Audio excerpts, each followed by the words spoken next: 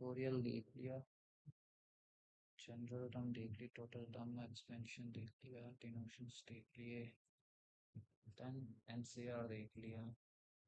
उसके बाद अपने एक्सपेंशन पे बात कर ली। एक्सपेंशन में हमने, अच्छा ये होमवर्क कर लिए थे। फिर कोफिशिएंट्स पे बात कर ली। देन मैंने शायद वही बता चुका तुम्हें, है ना, कि एनसीआर और एनसीएन माइनस आर बराबर होता है। ठीक है।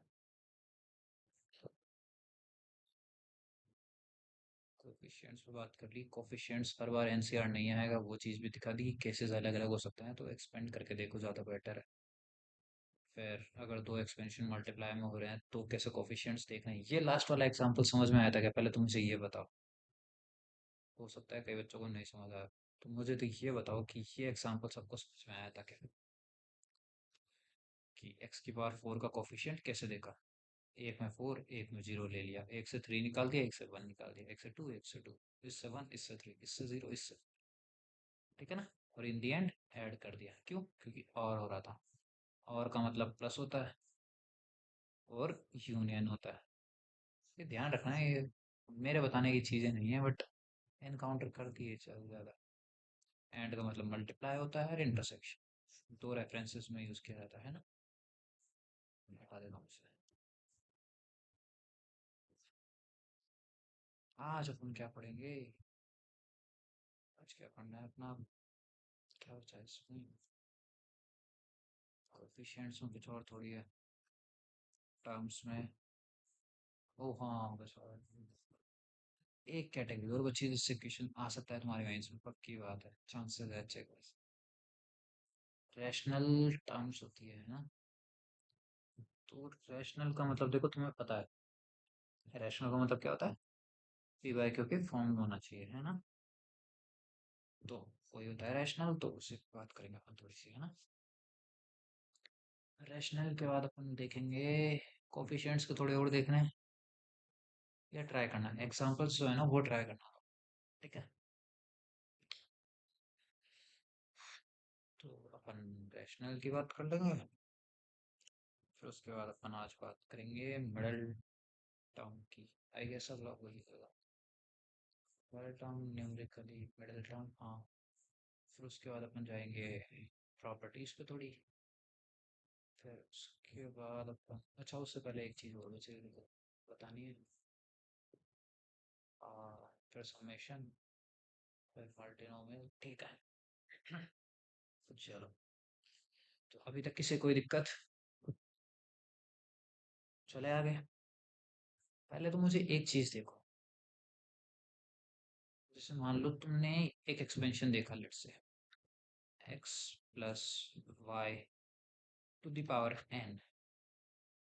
ये एक, इसका एक्सपेंशन तुम जानते हो। इसमें तुम्हें ध्यान क्या देना है? तुम्हें इतना ध्यान है, देखो क्या ध्यान है तुम्हें वो बताता हूँ। तुम्हें ये ध्यान है कि एन सी आर और N C N minus R बराबर होता है। ये ध्यान है तुम्हें? ध्यान है ना। अब मैं बोलता हूँ, इस एक्सपेंशन में तुम्हें निकालनी है टी ऑफ आर, और इसमें तुम्हें निकालनी है, चलो पहले टी ऑफ आर निकालते हैं। टी ऑफ आर क्या हो जाएगी? अभी देखो ये एक्सपेंशन कैसा दिखेगा, चलो ये भी दिखा देता हूँ तुम्हें थोड़ा सा। दिखाने वाली जरूरत तो नहीं लग रही मुझे, पर दिखा देता हूँ ताकि अच्छे से रिलेट कर पाओ, है ना। एक एक पावर बढ़ती जाएगी और कम होती जाएगी, ठीक है। तो टी आर, ये देखो ये टी वन आ रहा है, ध्यान रखना ये टी वन आ रहा है, ठीक है। वन के लिए कितना लेते हैं? 0। या फिर तुम्हें टी आर प्लस वन का फॉर्मूला पता ही है, आर प्लस वन की जगह आर लिख रहे हैं, तो ये क्या हो जाएगा? एक कम, N C R minus one X की power N minus R minus one Y की पावर आर माइनस वन, ठीक है। चलो इसको थोड़ा सा सिंप्लीफाई करके लिख देता हूँ मैं ऐसे, N C R minus one X to the power N minus R plus one and Y to the power R minus one, ठीक है। चलो अब अपन निकालते हैं N minus R plus one आ रहा है, ठीक है। तो अब अपन निकालते हैं T N minus R plus two, ये टर्म निकाल दो। तो ये टर्म निकलेगी तो क्या हो जाएगा, ऊपर तो एन ही रहेगा, नीचे एक कम आएगा, तो N minus R plus one, इधर एक्स की पावर में कितना हो जाएगा, N minus R plus one and Y to the power N minus R plus one, ठीक है। तो ये इसको थोड़ा और एक्सपेंड करते हैं, तो ये हो जाएगा N C N minus R plus one X to the power में N to the power N N cancel, आई प्लस का हो जाएगा आर माइनस वन, दस भी Y to the power N minus R plus one, ठीक है।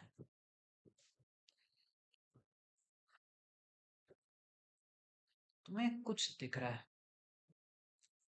मैं बोल रहा हूँ इस टर्म को देखना और इस टर्म को देखना, कुछ दिख रहा है।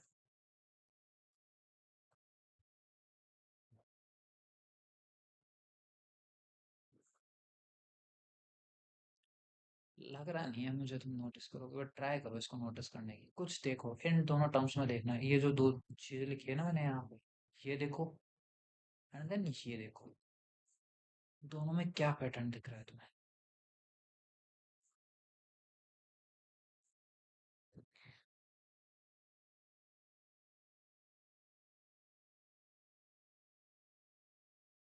और रेफरेंस तुम इसका ले सकते हो रेफरेंस के तौर पे, ये देखो। अब बताओ मुझे क्या क्या दिख रहा है तुम्हें। बहुत बढ़िया। पहली चीज तो क्या दिख रही है तुम्हें, कि जो ये लिखा हुआ है N C R minus one, और ये जो लिखा हुआ है N C N minus R plus one, ये दोनों इक्वल है, ठीक है। ठीक है, किससे पता लगा, इससे पता लग गया, ठीक है। अब और थोड़ा देखो, चलो ये चीज देखो, एक्स की पावर इधर क्या है, N minus R plus one, इधर जो एक्स की पावर है वो इधर वाई की पावर है। मैं बोल रहा हूँ इधर जो एक्स की पावर है वो इधर वाई की पावर है, और इधर जो वाई की पावर है वो इधर एक्स की पावर है। दिख रही है चीज, ये हो क्या रहा है कि दोनों के कोफिशिएंट्स इक्वल आ रहे हैं, एक्स की जो पावर है वो वाई की पावर हो रही है, वाई की पावर एक्स की पावर हो रही है, ये तीनों चीजें क्या हो रही है, मुझे कोई समझा सकता है।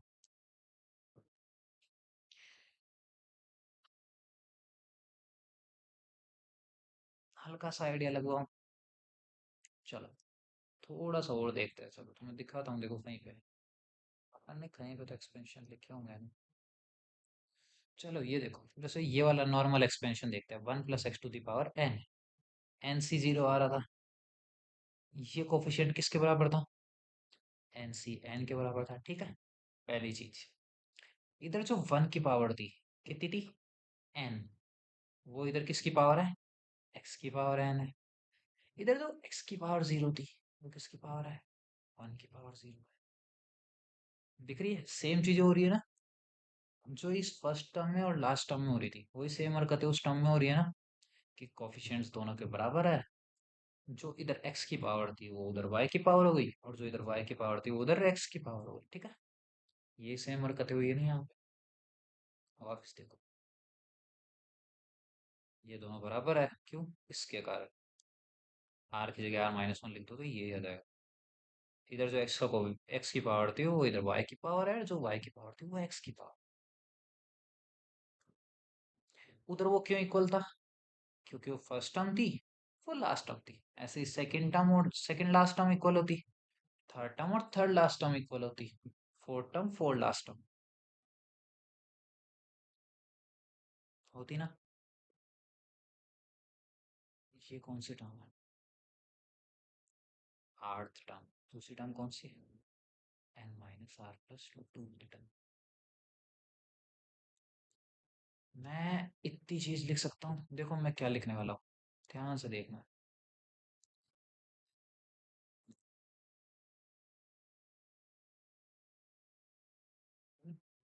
चलो दो चीज लिख के लिखा था, rth term from beginning is T R. अगर मैं सेम चीज पूछूं कि अर्थ टर्म फ्रॉम एंड क्या होगी, जैसे फर्स्ट टर्म फ्रॉम स्टार्टिंग तुम्हें पता है, फर्स्ट टर्म फ्रॉम एंड भी तुम्हें पता है, sorry first term from and तुम्हें पता है ना, लास्ट टर्म होती है। तो ये कौन सी टर्म होगी जो अपन ने निकाली है अभी थोड़ी देर पहले, एन माइनस आर प्लस। ध्यान रखो,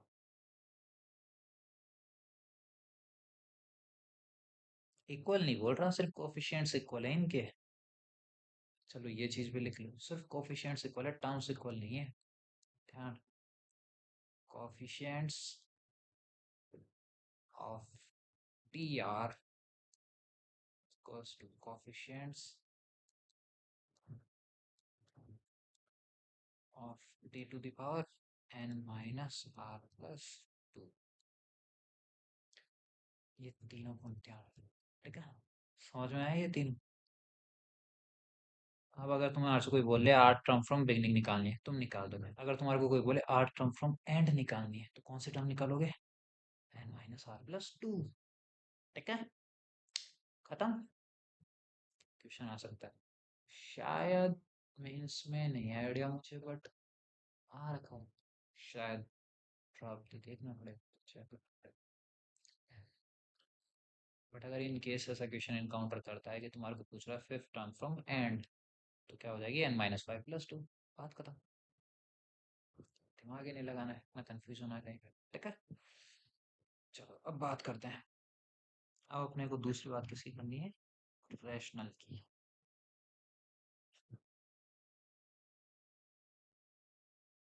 चलो रैशनल क्या होते हैं दिखाता हूँ। जैसे अपन एक क्वेश्चन से देखते हैं,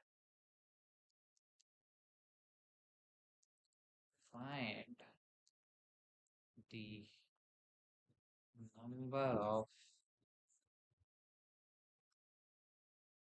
rational terms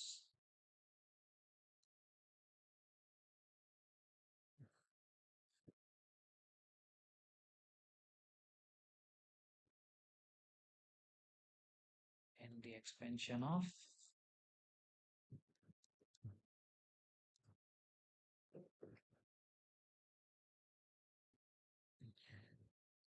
sorry again, the expansion of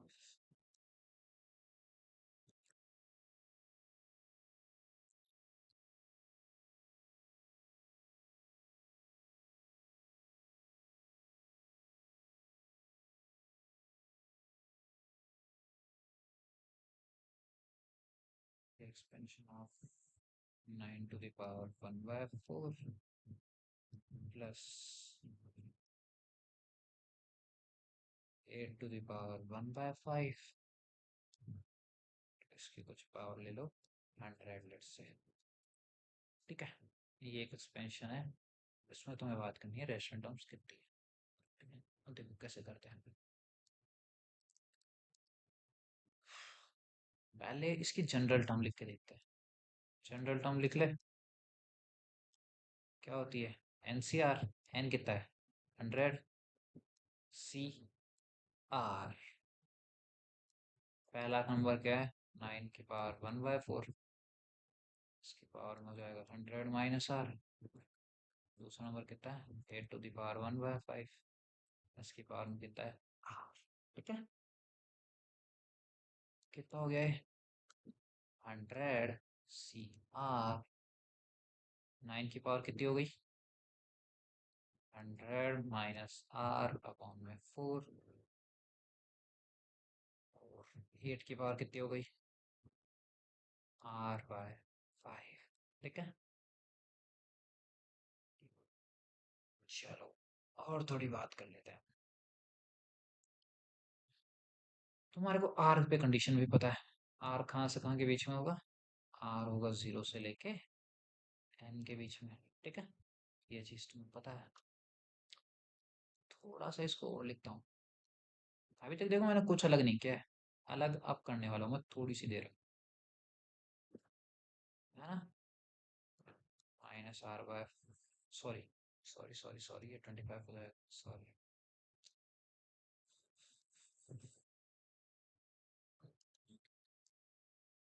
25 minus R by 4 into 8 to the power R by 5।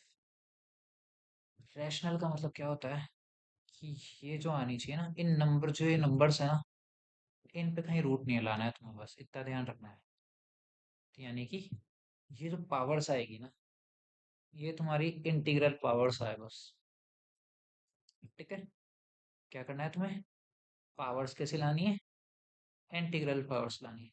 तो इंटीग्रल पावर्स कब आएगी, अब देखो, इस वाले केस से तुम्हारे इंटीग्रल पावर्स तब आएगी जब R should be a multiple of 5। R 5 का मल्टीपल होना चाहिए।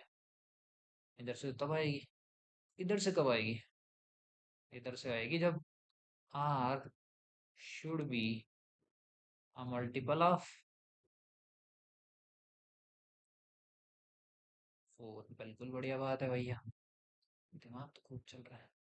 अब तुम्हें आर एक ऐसे नंबर ढूंढने हैं, आर की वैल्यूज ऐसी ढूंढनी है जो 4 का मल्टीपल भी हो, 5 का मल्टीपल भी हो, यानी कि 4 और 5 दोनों के मल्टीपल हो। तो यानी कि इन दोनों का मैं क्या कर सकता हूँ, एंड आ रहा है ना, इसका मल्टीपल होना चाहिए और इसका भी होना चाहिए। तो मैं डायरेक्ट एक लाइन लिख दूँ, आर शुड बी, तुम ऐसे डायरेक्ट लाइन मत लिख देना, ये दोनों अलग अलग है, को प्राइम है, इसलिए मैं लाइन लिख रहा हूँ। 25 इंटू 4, या फिर तुम अलग अलग चेक कर सकते हो, अलग अलग ही कराता हूँ तुम। ऐसे तो कल को तुम गलतियाँ करोगे फिर तो मेरे पास आओ। गलतियाँ करनी ही नहीं है ना, भूल जाओ जो मैंने लिखा, है ना। भूल गए ना, अब सही से देखना।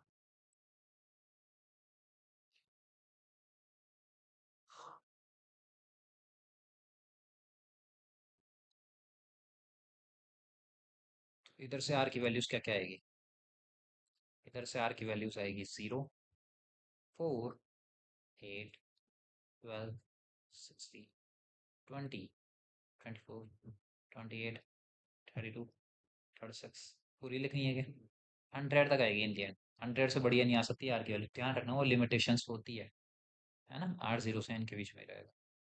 इधर से क्या क्या वैल्यूज आएगी, इधर से आएगी आर की 0, 5, 10, 15, 20, 25 टिल दी एंड 100 आए, ठीक है। इन दोनों एपीज में, अच्छा, ये एपी दिख रही है ना, कॉमन डिफरेंस 4 है, कॉमन डिफरेंस 5 है, फर्स्ट टर्म 0, फर्स्ट टर्म 0। चलो, अब देखो, फिर से वही लाइन आ जाएगी कि इसका डिफरेंस कितना आ रहा है, 4 का आ रहा है, इसका डिफरेंस कितने का आ रहा है, 5 का आ रहा है।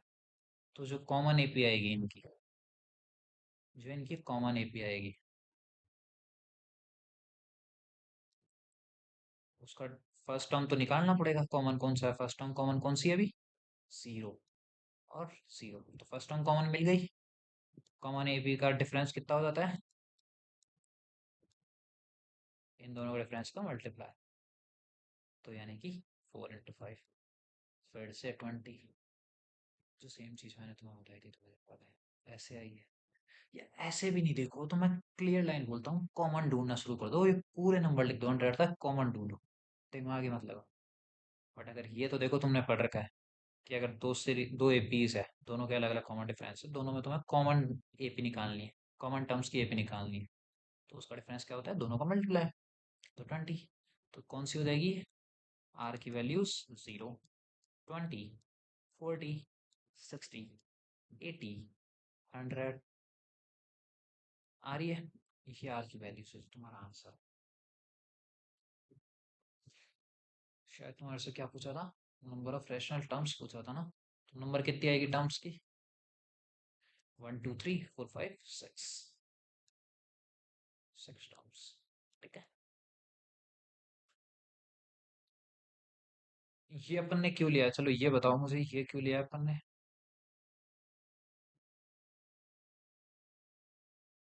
Are should be a multiple of 4 multiple of 5, क्योंकि मुझे ये जो 9 और 8 आ रहे थे ना, सॉरी, ये जो 9 और 8 आ रहे थे ना, इनको मुझे इंटीजर बनाना था। ठीक है। और इंटीजर कब बनेगा? जब पावर इंटीजर रहेगी, पावर फ्रैक्शन में आ जाएगी ना जिससे। अगर मान लो 1/3 आ गई, 1/5 आ गई, 1/7, तो वो रूट लग जाता है ना फिर आगे, तो वो दिक्कत है ना? ठीक है। रैशनल पता है कैसे करना है? करे question.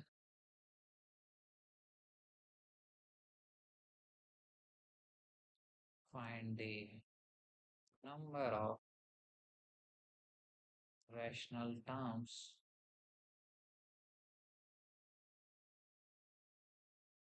In the expansion of.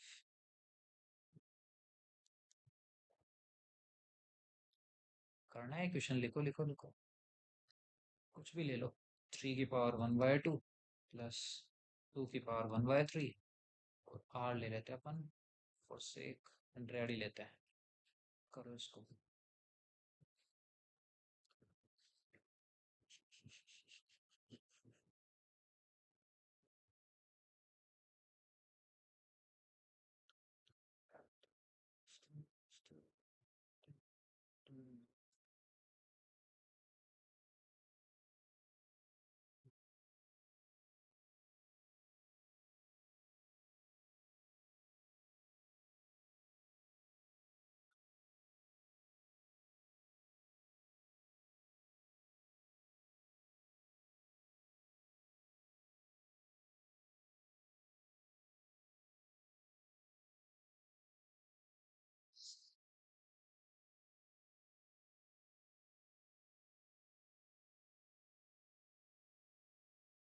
समझ आ रहा है कैसे करना है?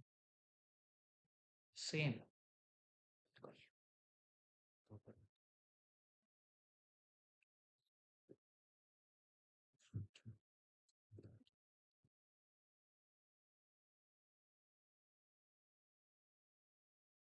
शायद हम देख लेंगे, देखते हैं। थोड़ा सा लेक्चर एक्सीड कर सकता है, कर जाए तो भी क्या दिक्कत है? अब तो तुम्हारी वैसे भी 3 दिन में एक क्लास लग रही है, और कितना आधे आधे घंटे पढ़ोगे भाई? पहले तो तुम 1 घंटे पढ़ते थे, अब तुम आधे घंटे पढ़ते हो। हाँ, तो 40 मिनट्स भी आधा घंटा ही होता है, और ज्यादा थोड़ी पढ़ रहे हो तुम। हो गया? चलो मैं भी कर देता हूँ। 3r+1 क्या हो जाएगा?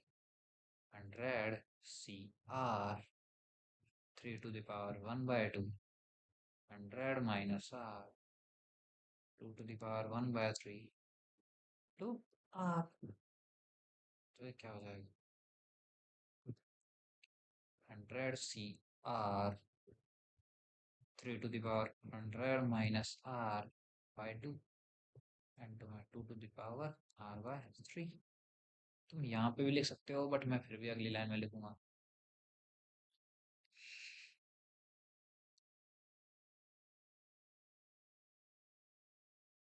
3 to the power 50 - R/2 into 2 to the power R/3। ठीक है। तो अब यहाँ से दोनों तरफ से क्या क्या आ जाएगी? यहाँ से क्या आएगा? R should be a multiple of 3, और यहाँ से क्या आएगा? R should be a multiple of 2। ठीक है। तो अगेन दोनों को प्राइम है, मैं डायरेक्ट वो लाइन लिख सकता हूँ, या तुम वैसे लिख लो कि R इन दी एंड 6 का मल्टीपल होना चाहिए, है ना? तो क्या क्या नंबर आ जाएंगे 6 का मल्टीपल? तो 0, 6, 12 लिख देता हूँ और को।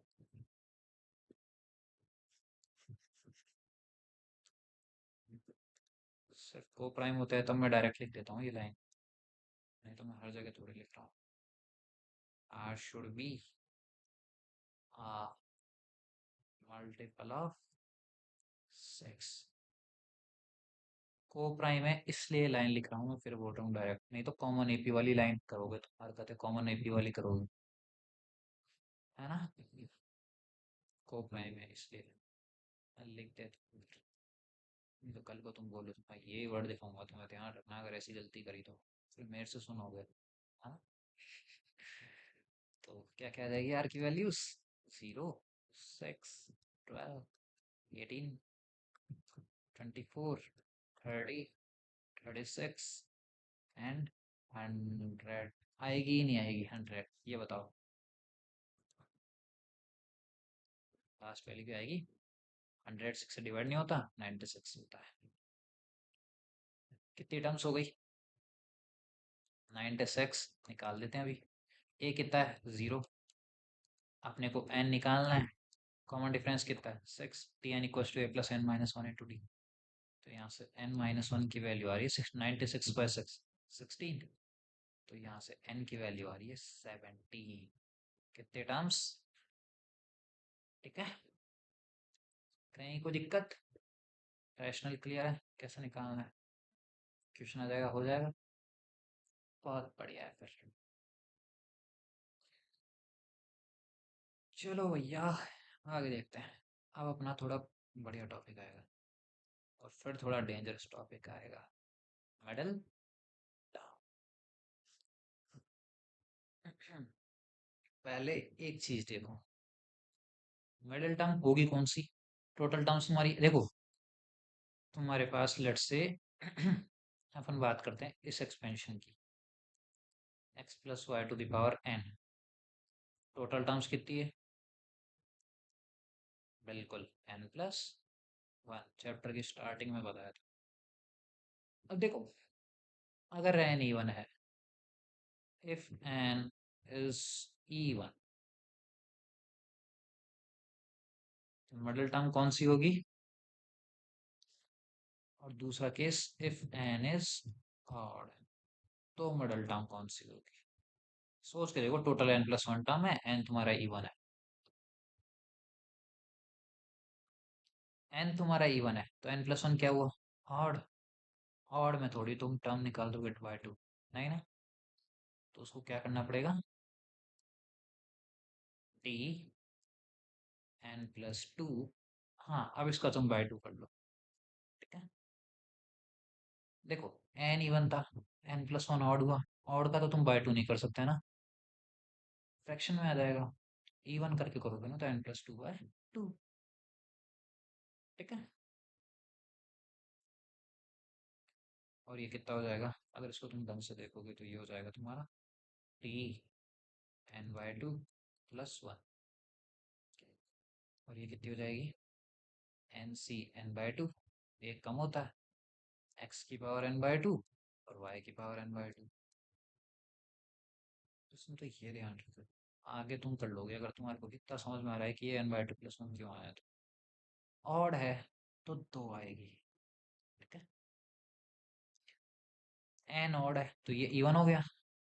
चलो, एक तो आ जाएगी डायरेक्ट ये N plus one by to.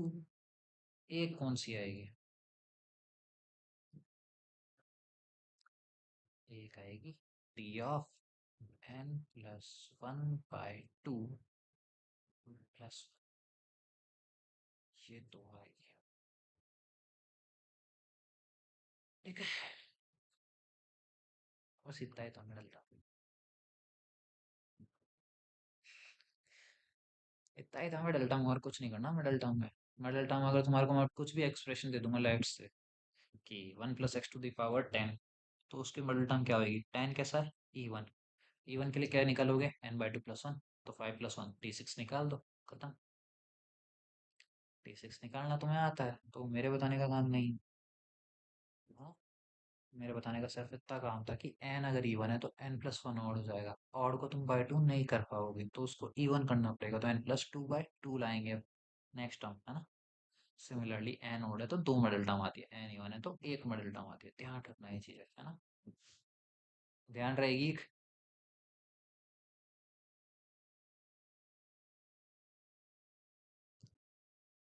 Middle term की बस एक प्रॉपर्टी ध्यान रखना।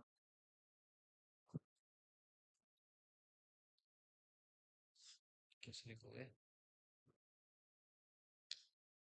n an expansion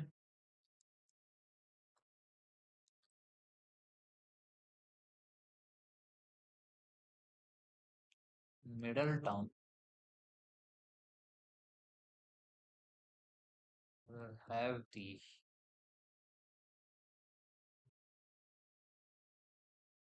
largest binomial coefficient। जो मिडिल टर्म का जो कोफिशिएंट होएगा ना, ये जो NCN/2 देख रहे हो तुम, ये लार्जेस्ट होएगा। ठीक है। और ये तुम्हारा, देखते हैं। अगला टॉपिक में बोलने वाला था पर रुक जाओ, पहले तुम इसी को समझ लो अभी। लिखो ये।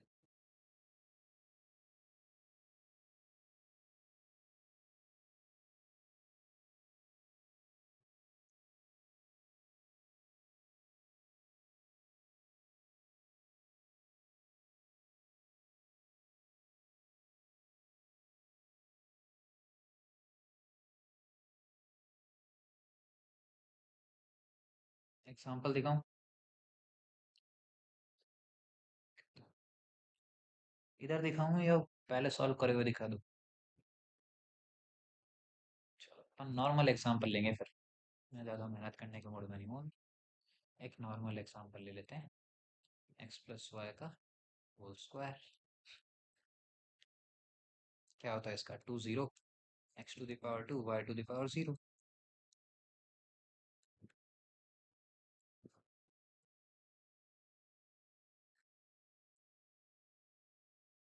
यही होता है। ये क्या हुआ? x² plus 2xy plus y²। Highest binomial coefficient है। इधर कितना है? 1। इधर कितना है? 2। इधर कितना है? 1। किसका ग्रेटेस्ट है? Middle term. दिख रही है? Middle term, largest binomial coefficient. ठीक है।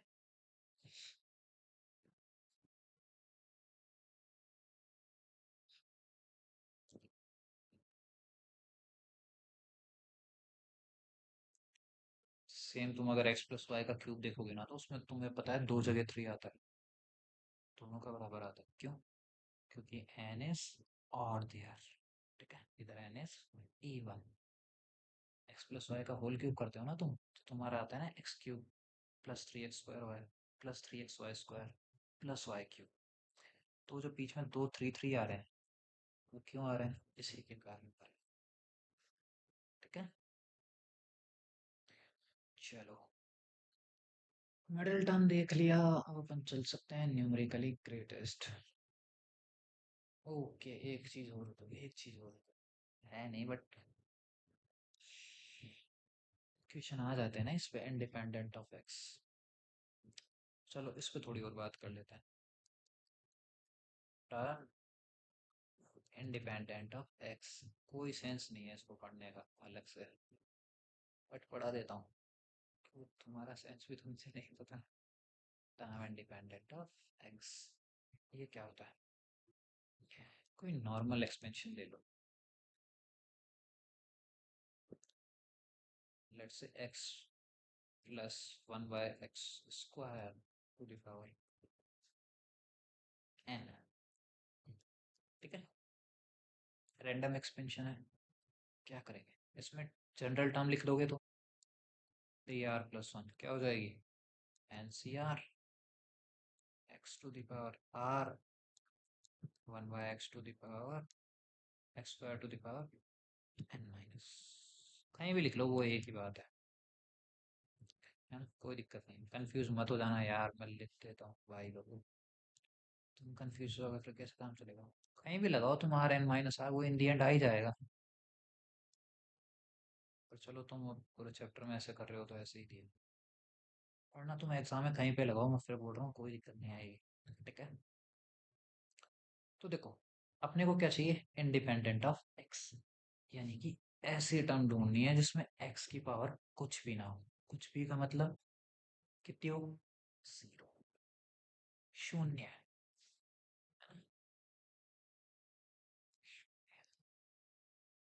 कितना हो गया? NCR। एक्स की पावर देखते हैं, चलो।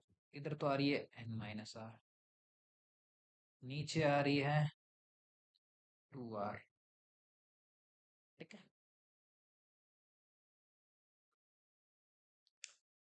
इसको मैं और कैसे लिख सकता हूँ? एक्स की पावर N-R और एक्स की पावर 2R। इसको मैं क्या लिख सकता हूँ? NCR। एक्स की पावर डिवाइड हो रहा है, सेम एक्स बेस है, तो माइनस हो जाएगी पावर, तो N-R माइनस 2R। तो ये कितना हो जाएगा? NCR एक्स की पावर N-3R। अपने को क्या चाहिए? Term independent of X. Term independent of x, यानी कि इन द एंड तुम्हें चाहिए एक्स की पावर 0। एक्स की पावर 0 इधर कैसे आ सकती है? जब n इक्वल्स टू 3R हो जाएगा, r की वैल्यू n/3 हो जाएगी। ये टर्म आएगी तुम्हारी इंडिपेंडेंट ऑफ एक्स। निकालना चाहोगे? निकाल भी लेते हैं भैया, तुम बोलते हो तो। वेरीफाई करना है, कर लेते हैं वेरीफाई। देखो, मैं निकालता हूँ T(n/3 + 1) कितनी आ जाएगी? NC(n/3) एंड देन इधर हो जाएगा x की पावर n/3, इधर हो जाएगा 1/x² की power n-n/3। Sorry again, n-n/3, तो ये 2n/3, ये n/3। ठीक है, क्योंकि अपन ने n-r माना है उसे, तो उस हिसाब से वेरीफाई करेंगे, अलग से नहीं करेंगे ना इसको। ध्यान रखना, तुमने r किधर माना था वेरीफाई करते वक्त। अगर r तुमने इसका माना था, इसका एक्सपोनेंट माना था, तो r इधर डालना। इसका माना था तो इस पर डालना। यहाँ तुम गलती करोगे तो मैं भी सही नहीं कर सकता, है ना? तो ये कितना हो जाएगा? NC(n/3) x⁴ 2n/3, और ये नीचे क्या आ गया? x⁴ n/3, NC(n/3). ये तो 1 हो गया। आ गई ना इंडिपेंडेंट ऑफ एक्स, जो मैं बोल रहा था। समझ में आया? अगर तुम्हें कोई भी पूछे term independent of X, term independent of A, इस टर्म का कोफिशिएंट इक्वल होना चाहिए, इसके इक्वल होना चाहिए, क्या होना चाहिए, सब तुम हैंडल कर लोगे। क्वेश्चंस करना, तुम्हारे क्वेश्चंस दे रखे हैं मैंने इसके, है ना? क्वेश्चंस करना, अगर फिर कहीं दिक्कत आती है तो बात करेंगे।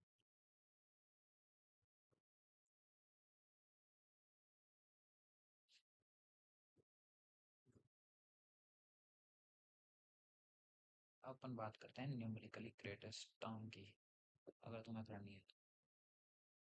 टाइम तो तुम्हारा वैसा होने वाला है, तुम बताओ। चलो रहने देता है ना, कोई ना।